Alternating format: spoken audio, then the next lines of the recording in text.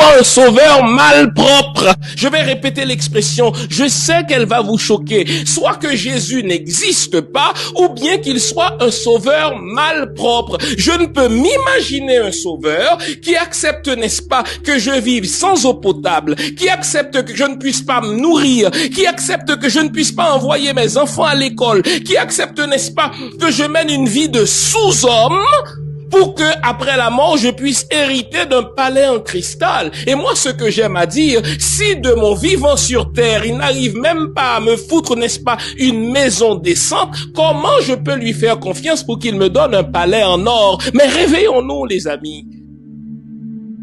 Ce discours religieux de l'homme blanc, c'est une industrie à fabriquer des zombies.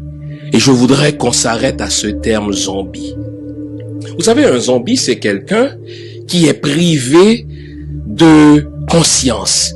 C'est quelqu'un qui n'est pas conscient de son existence. Un zombie, c'est quelqu'un qui sert l'autre et qui le fait sans penser à lui. Et s'agissant du discours religieux, il faut distinguer 3 éléments.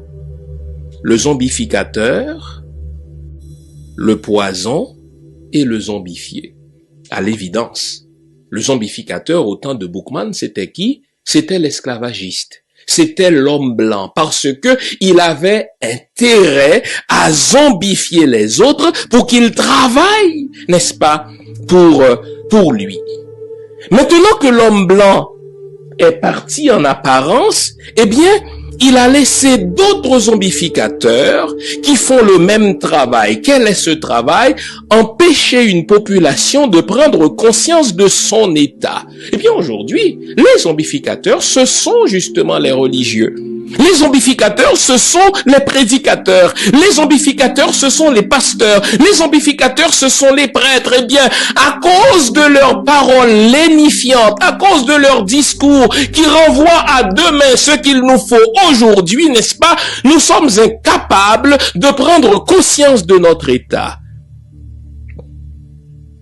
Le poison, mais c'est le discours religieux.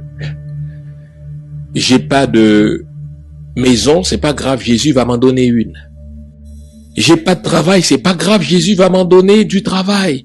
J'ai faim, c'est pas grave, Jésus va m'envoyer le corbeau demain, comme il a envoyé le corbeau pour le prophète Élie. Je n'ai pas d'électricité, c'est pas grave, Jésus est la lumière.